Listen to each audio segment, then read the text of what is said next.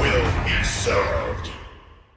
Hey guys, welcome to a new guide video. Today I'll show you guys how to play Kassadin. For the ability sequence, you want to go E max followed by Q for the damage and wave clear, and then your W last. Your ultimate is your damage and mobility, so put points into this whenever possible. Okay guys, so when you get into the laning phase as Kassadin, you can start with your Q or you can start with your W. In most lanes you want to start with your Q because it is your ranged damage, so you can use that to last hit minions with, and you also get a magic shield. I guess at Blanc we want to start with a Q, but if you're playing against other melee champions like a Galio, Echo or Silas for example, then you can start with your W, so you have some more burst damage, so you can contest the level 1 and level 2. So what you want to do on Kassadin here is that you just let the opponent push. You are very weak in the early stages guys, so you just want to let them push. And then you try to last hit the minions with your Q if you cannot walk up. Now when you're about to take damage guys, that's when you want to use your Q because you get a magic shield. So it's really important that you time that with the opponent's ability, so when LeBlanc is about to jump in here, that's when I use Q. And that is pretty much how you make this ability really efficient to use, and that is also how you survive the laning phase. When you have your W guys, that is what you want to skill level 2 always. First of all, it passively increases your auto attack damage, so it makes it really easy to last hit minions on the tower in the later stages of the game. Around level 5 and 6, that's why you can one-shot the caster minions with one auto attack after they get a turret shot, so really easy to farm with, but the active also works as an auto attack reset.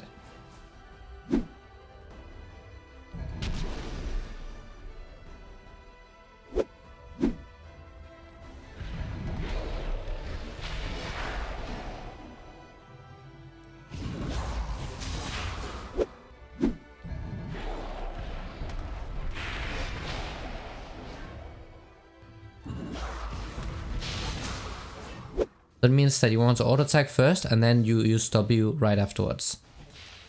And that's something you want to do when you farm or when you go for trades, so you can really maximize the DPS. Okay, Kindred gang coming in, so that's a really good trade right there, so you can just keep chasing. Oh, she flashed, okay. I have my W up soon. I can also go for the flash here. Nice, and there we go. Your W deals a lot of damage in the early stages guys, so we got first blood. Kindred died is a bit unfortunate, so that means she will be losing the mark at the bottom lane. She's probably also losing the scuttle at the top side. She's pinging, but I can't really go there because I will die. I don't have my flash up. On Kassadin you are not really looking to get these early fights, so if your jungler is trying to contest something, then be sure to let them know, and if they don't listen, then just mute them. It's a good thing that Kindred understood this, so she's not trying to contest the scuttles anymore. This is Diamond though, so most people know how Prio works in the laning phase.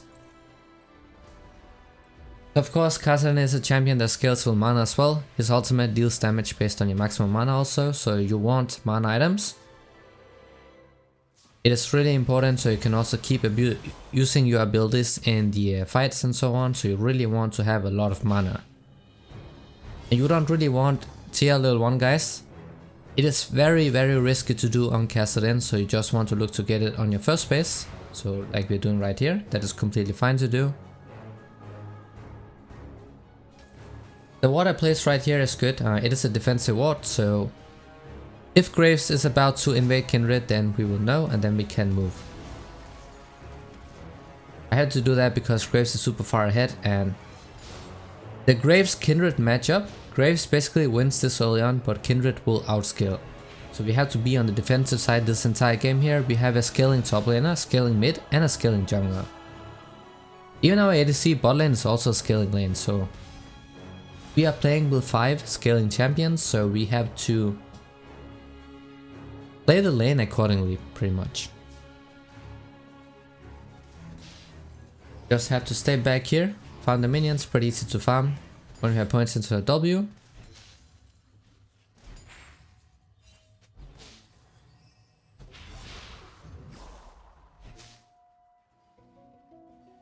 He did not base for some reason, that is fine. As you can see, I am timing my Q with her damage. So she deals pretty much 0 damage right now, if you manage to do it properly. Make sure that you always put 3 points into your Q first before you start maxing E, guys. That is really important because your Q is the ranged damage that you use to poke with, but it will also increase the shield strength.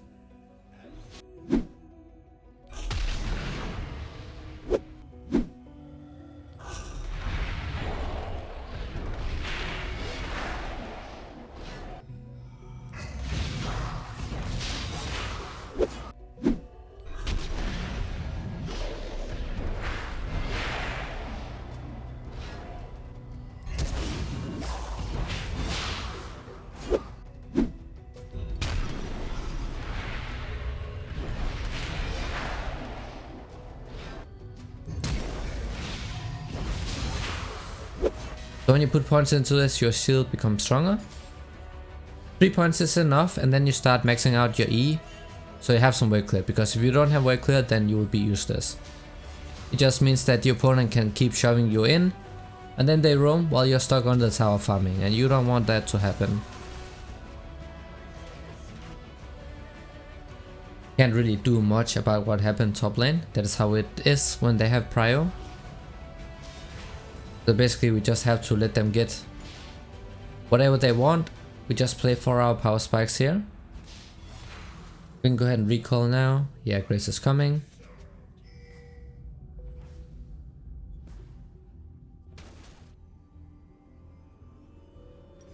Of course, Kassadin lost the Rod of Ages, which was one of his most important items, because it gave a lot of mana and tanky stats as well, and a lot of AP.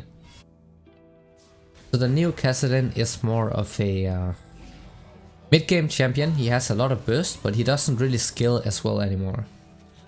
That is a bit unfortunate, but that's how it is. We're gonna go ahead and get the Lost Chapter here, so it gives us some mana sustain in the laning phase.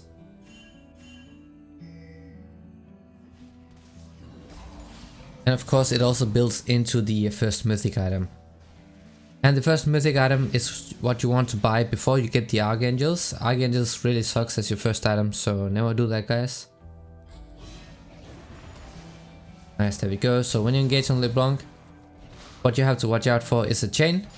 So what I did right there when I engaged is that I ulted forward and then I sidestepped, because I know she will throw the chain at me. If she misses the chain, then you are going to win that trade.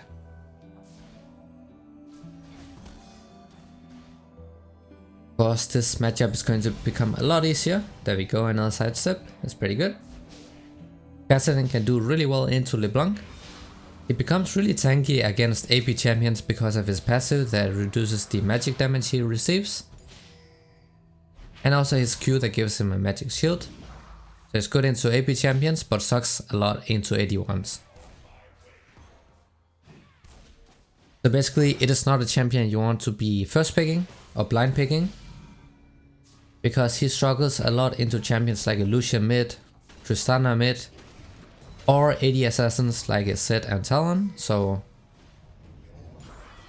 if you end up facing those, then you want to get Seeker Sangod early on, but just understand that you will be losing most of the game. You'll be on the losing side, so you really have to hope that your team can carry.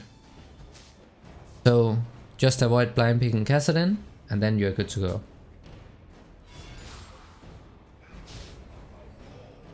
LeBlanc is really low HP, but she does have a lot of burst. We have to respect that. We can just keep poking with the Q, guys. So now is when we start taking all the lane. We have a lot of sustain here as well, so we can out sustain LeBlanc easily. We had to move here for Graves. Let's go. Oh no, she got her. Okay, she's so wide. Nice. We can just keep going here. I had to hold out. Okay, that was not enough. She should be dead though. Nice, I got a kill. I'm gonna damage LeBlanc before I die. Okay, they're not getting her. Okay. Kindred got a stack right there as well, so it's actually pretty fine.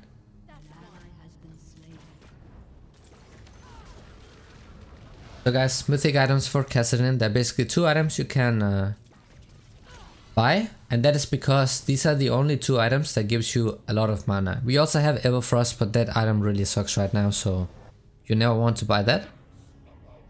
You can get Loot and Seko if you're playing against a squishy team, and that is what I'm playing against right now because the poke and burst damage is a lot more useful.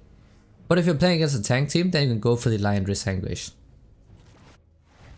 Because it has HP shredding passive and it also reduces the magic resistance, so it is very good against tanky comps. So if you're playing against tanks and bruisers and so on, then you can go for that. Otherwise you can go for the Luden's Tempest. And remember, Kassadin is not a strong late game anymore, he is a mid game champion, so when you get that Luden's Tempest and the Archangels, that's why you want to start really looking for kills and snowballing the game, and then you want to look to end. You also want the Sonya's Hourglass early on, because as I said before, Rod of Ages is gone, so you don't really have that extra HP that you would have last season, so whenever you engage on someone, there's always a risk that you end up getting bursted down. So Sonya's Hourglass basically counters that by allowing you to engage, and then you can pop the actives so you cannot be targeted. If you want to teamfight on Kassadin, you absolutely need that item. It doesn't matter who you're playing against, you just want it so you can stay alive.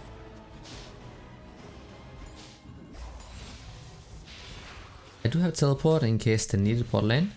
Just gonna push this out first. I think LeBlanc is roaming bot. Yeah, she should definitely be roaming bot. Focus Draven, nice, they got them. Okay, they got Morgana as well. Okay, I have the teleport now. Camille is coming in. I have to kite them a bit here, get the slow off from both. We can go on Camille. Nice. Wait for LeBlanc here. Okay, she's not going back to her. Oh, that is huge. The kill's going out to us. Kindred has to back off though, Graves might come. I'm pretty sure he is bottom side because his red is about to spawn. Kindred is critting, yeah he is, but I cannot walk back down, that would be a waste of time. The ultimate is almost up though.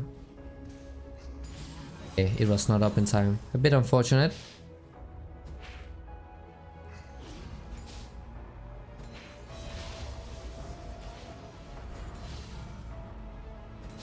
Right, we can go ahead and recall here, so now we have enough gold for the first core item. Or the first mythic item, as I said earlier.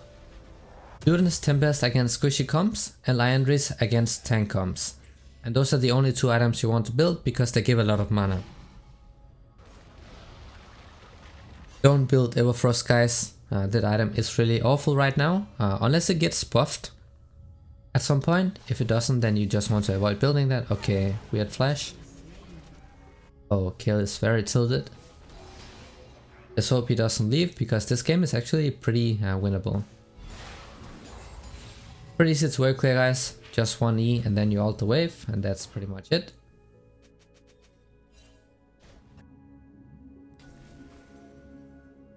Okay, Drake is down, so I cannot walk down. We have to see if Graves is here still. Can look for Roam right now. But they have to walk up though. They're not walking up, so it's a bit unfortunate. I don't think we can do a lot here. Got some poke off. It's not really worth it because I'm losing some CS mid.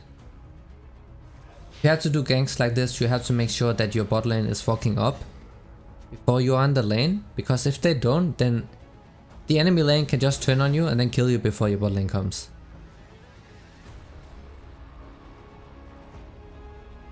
So we can easily win every trade against LeBlanc right now, so I want to play it aggressive. It doesn't matter if we are going even in trades, because we have sustain in the laning phase and she does not. She has a corrupting potion, but we have Ravenous Hunter, guys. We also have Fleetfoot, so we have a lot of sustain. Okay, Kill's dead again. She is getting camped top though, not much she can do. Graves Camille is very good against Kill in the early stages.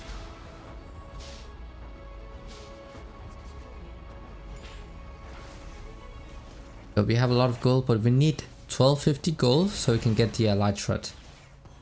It's a bit unfortunate that is the component towards Archangels, because it is very expensive. So you need a lot of gold for your base.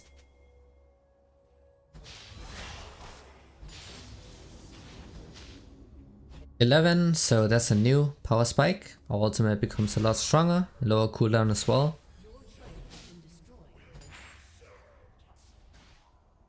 Could be doing the Herald actually. Can't really contest it because we don't have vision of Camille anymore. There she is. Yeah, he is doing Herald. We can't do anything about that. With a scale income, we just have to give up objectives, guys. That's how it is in the early game.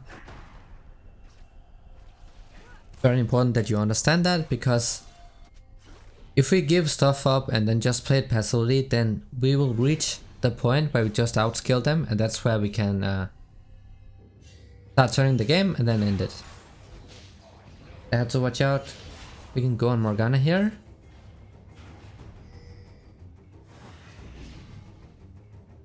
Keep going. Gonna take out her flash if she has it up. Gonna ult over the wall here. Oh, she did flash. Okay, we can still go for the kill though. We have pretty low cooldown on ultimate. There we go. Nice.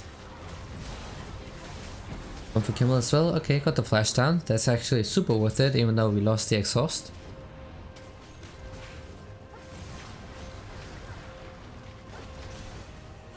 Okay, don't go too far in. Nice. We can also get the blue buff. Am I getting it?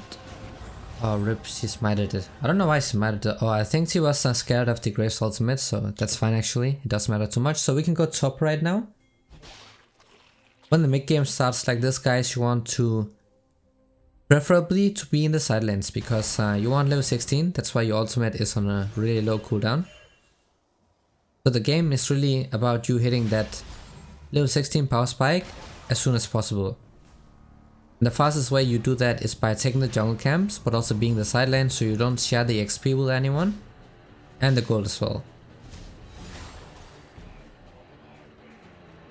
I had to back off here because we don't see Graves on the map. Oh, he's bottom side right now. Okay, they traded 1 for 1, so that's fine actually. Camille is also top. We cannot fight Camille right now, she's just gonna delete us completely.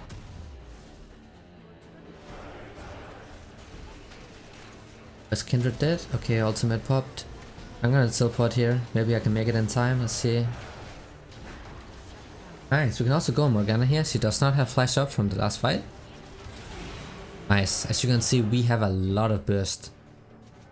Because we are using a mid-game build. I just hit back to the silent here. Get the farm for ourselves. Get the herald as well.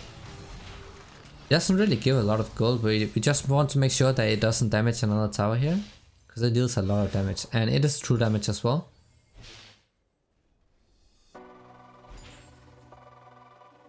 Nice. Are they moving? Oh, that's a bit too far. Take out another wave here, so we can get as much farm for ourselves as possible. Check out. We saw her trying to flank. We also want to secure the dragon if possible, so they cannot contest the soul, the next soul.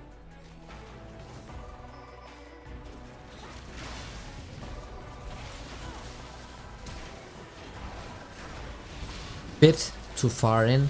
We just have to give this one up. Yeah, Kindred should not have chased that far.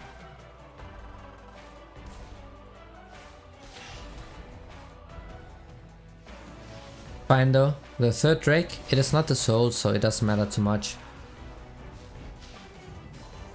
So once we recall, then we have enough gold for the Archangel staff, so that's another really important core item because it also gives a lot of mana. And as I mentioned early on, then you want a lot of mana on Kassadin. His ultimate damage scales full mana, but mana is also really important for you to be able to use your abilities. Oh my god, LeBlanc survived with 1 HP. That is so unfortunate.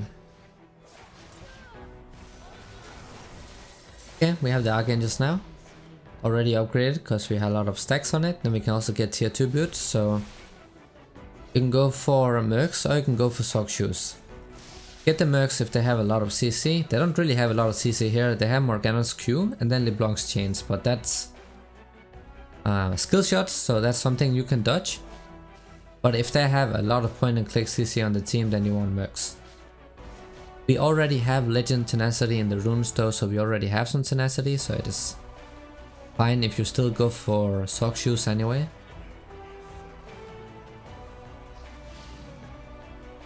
Now that we have 2 of the core items, means that we have a lot of damage, but we don't really have survivability. But at this point in the game, you want Sonya's Hourglass. You want it for the exit, because when you engage, you are really squishy as Kassadin this season, because Rod of Ages is gone.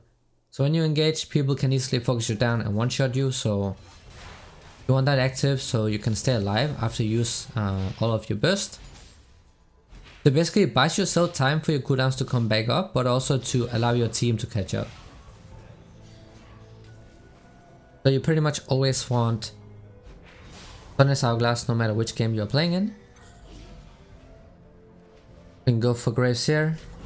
See, we have a lot of damage.